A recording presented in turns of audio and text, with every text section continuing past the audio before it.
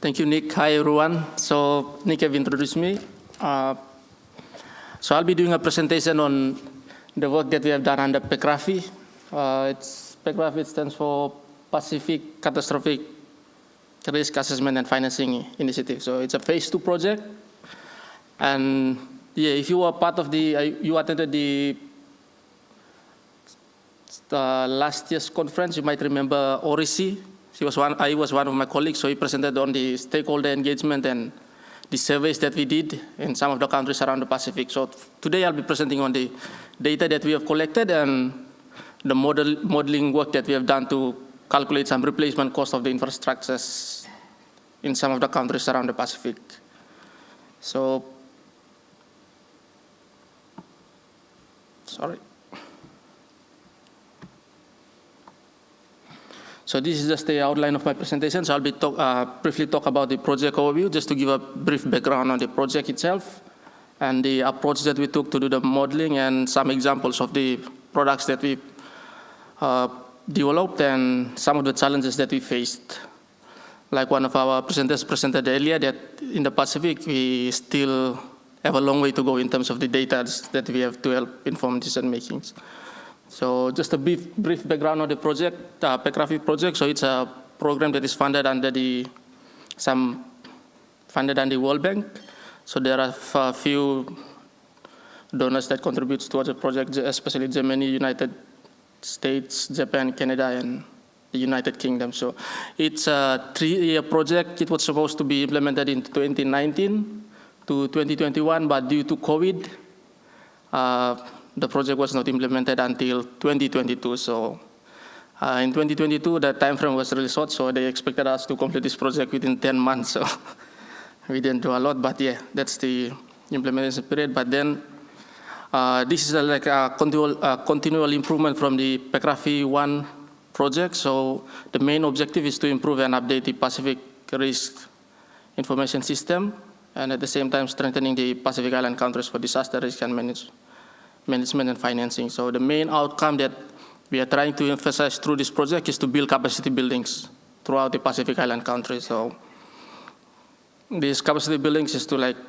ensure that they collect their own data to make informed decisions. And the second outcome is for the countries to use the data that collected for planning and decision making, risk assessment, management, financing, and to inform broader development process in their own countries.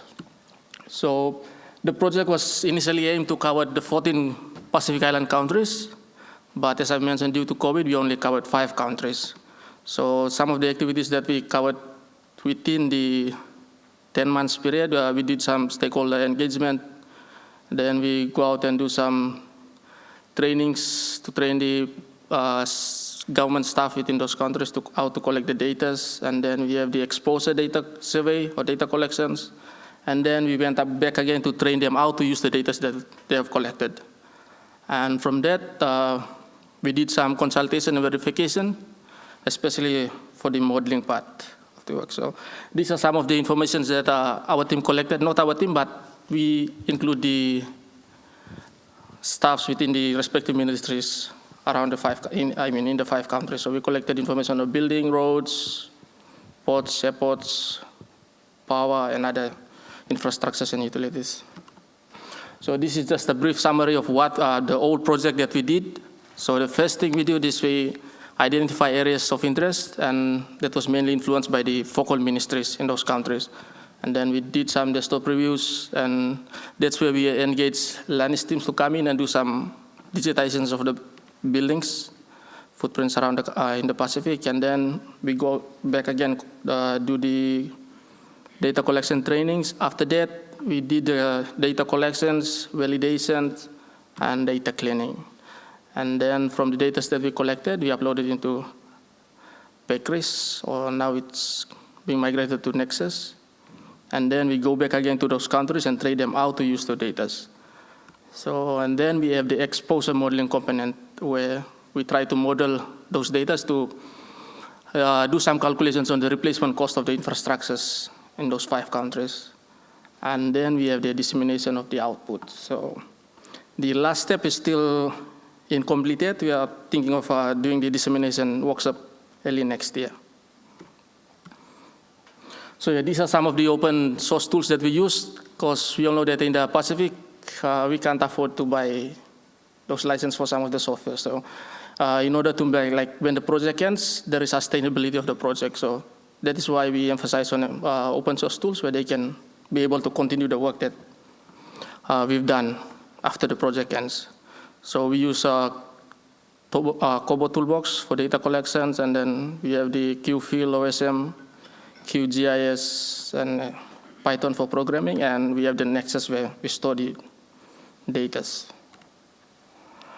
And yeah, like I've said earlier in the Pacific, yeah, there are lots of challenges, and the two main challenges that the Pacific Island countries face is the climate change. There are lots of islands that are sinking now and affected by climate change, and also we have the natural disasters. Just last year I was in Vanuatu, and there were 2 cyclones happening one after the other, Cyclone Judy and Kevin. So yeah, and the thing that is missing is the data available that could help the decision makers to make informed decisions. So from this work that we're doing, we're hoping that they can use those data to inform decision-making areas, and they can be able to like identify areas, which areas that are high risk to certain disasters. So and they can use the information for other planning as well, and also for disaster risk financing. That's currently the hot topic in the Pacific, so that talking about that. And also we can use this information for rapid exposure forecasting and planning. So when there is a tropical cyclone, they can be able to estimate out the number of buildings that will be affected, or the infrastructures, and also the population that will be affected, and so forth. And also the post-disaster needs assessment. Most of the time after a natural disaster happen, for example, tropical cyclone, we often go out and just collect information. Most of the time we're just guessing, we're just estimating that this amount of damage cost this amount, but actually we don't have any information to back up our figures that we come up with. So from this modeling work, we can be able to back up our facts, because most of the time we just overestimate, or sometimes we underestimate. So the approach that we took, we try to make it simpler so that after the project ends, the Pacific Island countries can continue the work that we did. So we use regression analysis and scaling. So there is the reason why we do scaling, because of the data that we collected, and also we decided on the layers that will be modeled and the attributes that will be used for calculating the unit cost of construction. So, and the calculations were done in USD. And the other thing is we consult with the member countries. So that is the important part, because they are the ones that will be using the data, and we need their input. Otherwise, if we go on and just do up the model and then send it back to them, it will be no use to them. They will say, oh, we weren't consulted, and our work will be wasted. So that is why we have consultations with those country counterparts. And this work was also done in consultation with the World Bank team that were managing the project. So these are the data that we collected out in the field. So we decided that we use all the data we collected, and for the buildings, we categorized them into 2 categories, the residential and the non-residential. And the attributes that the countries agreed upon, and within the SPC team as well, for the buildings, we decided that the walls, roof, foundation, building heights, those are the main attributes that we'll be using to calculate the unit cost of construction, or the replacement cost of that particular building. And the others, roads, ports, they're all on the table. And now the building classifiers. So with the buildings, there are it's a bit tricky, because in developed countries, most of the buildings, they have the same materials for the walls and all that. But in the Pacific Island countries, it's a bit different. Because a house can have the different walls can have different types of material. One side of the material will be metal sheet, and the other side will be just cardboard. So it's a bit difficult for us to do some to classify those buildings together. So what we did is we did up an analysis, and we find out that the total combination of classification that we have based on the surveys that we done, it was up to 50. So what we did is based on those building classifications, we reduced it down to 18. So it's on the left table. Yeah, you can see that. And then we do some code classifier, so it's easy for us to do up a coding to code all these processes that we have in order to calculate the replacement cost. And also the other factors that we consider is the location of the building, whether the building is in an urban area, peri-urban, or rural area.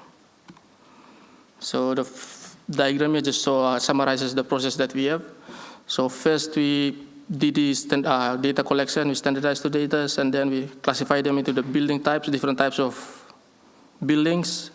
And then we consider the topology, whether it's either urban, peri-urban, or rural. And then we did some weighting based on the type of material and the locations of the buildings. And then we do the calculation. So the validation part comes in when we have consultation with the countries. For example, in Vanuatu, we have a consultation with the Association of Engineers. So we just go through the process and to ensure that they agree with what we have done, and based on the unit cost of construction within those countries. So because the cost that we get to calculate this replacement cost is the actual cost in Vanuatu. I mean, for example, Vanuatu or Samoa or Tonga. So if they agree with the process and we go through some calculations and it's in line with their expected range, then we go ahead with it. If not, then we have to redo again. So yeah, on the right, that's sample calculations of what we done. So what basically does is the code runs through and pick up the values based on the building locations, whether it's rural, urban, peri-urban, and then the type of materials, and then it adds up all, and then it give out the final result. So the final output that we have is in the admin, well, aggregated to admin boundaries. And that's because of the data that we have. It mainly depends on the coverage of the data. I mean, the geographical coverage. So for the infrastructure, it's a bit straightforward. So what we did is collect the data, then we do the valuation. So, for example, those layers that we have a geographical coverage of the whole island. For example, in Tonga, we have the roads coverage of all of Tonga. Then we didn't do any scaling, but for those layers that we have like half data or some incomplete data, that's where we did the scaling. So that's the example of the calculations that we have done. And yeah, this is one of the output for Solomon Islands. So it's the map showing the residential building in Solomon Islands, which areas that have more building and more like the costings are high. So that's it. And yeah, this is some of the outputs. Just an example here, the admin 1 level, that's a provincial level. And yep, so like I mentioned earlier, the report hasn't been disseminated yet. So we are hoping that next year World Bank will bring together the countries that were part of the PCRAFI project, including PCRIC, it's the Pacific Catastrophe Risk Company, yeah, PCRIC. So these are the company in the Pacific which ends out, it gives premium insurance to Pacific Island countries in terms of disaster risk. So like countries can buy some premiums there, and if a disaster happens, then they can assist.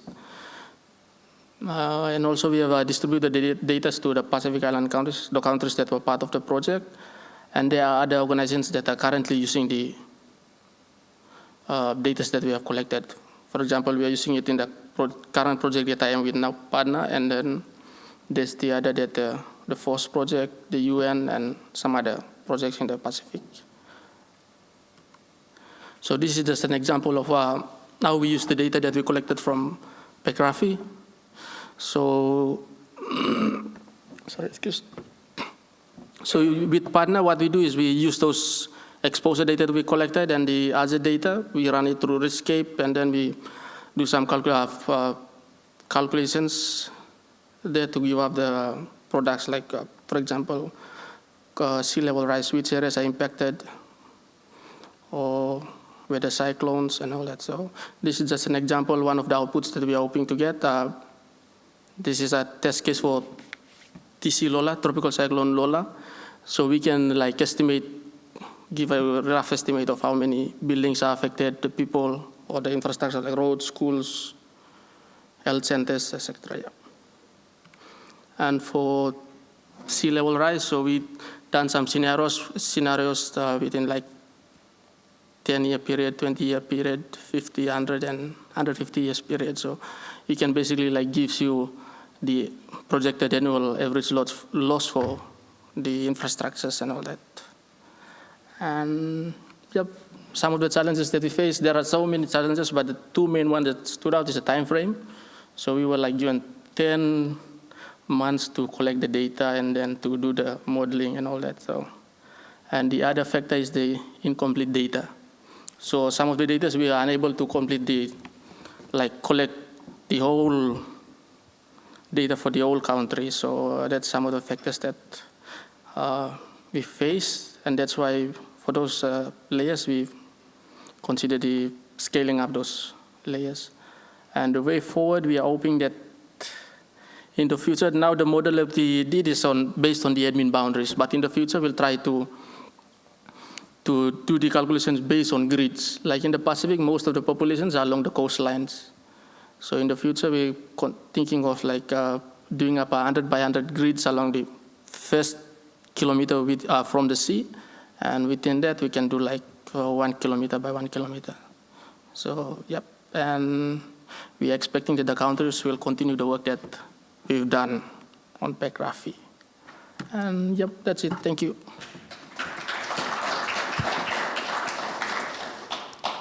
Okay, many thanks, Thompson, for keeping to time as well. We have time for maybe 1 to 2 questions. Are there any questions from around the room? Yes, I will come to you.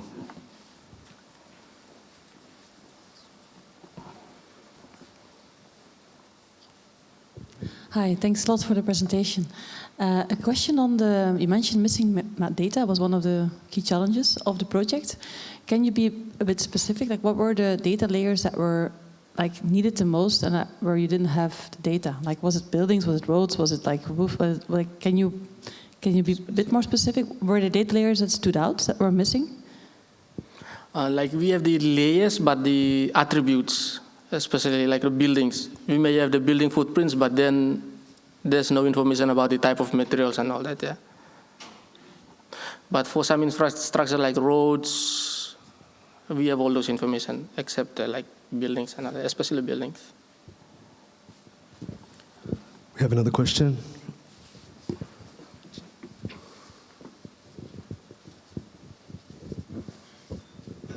Hi, that was a great presentation. Just a small, quick question.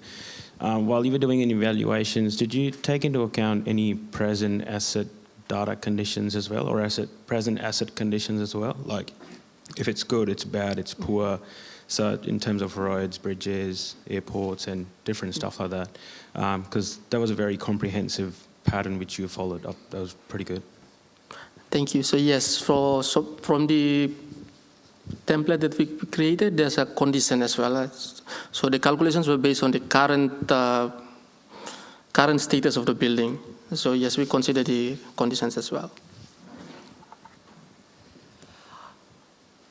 I would give you the question, but we're just really running out of time. But I'll bring you, Thompson, to your afternoon tea. So can everyone give another round of applause for Thompson?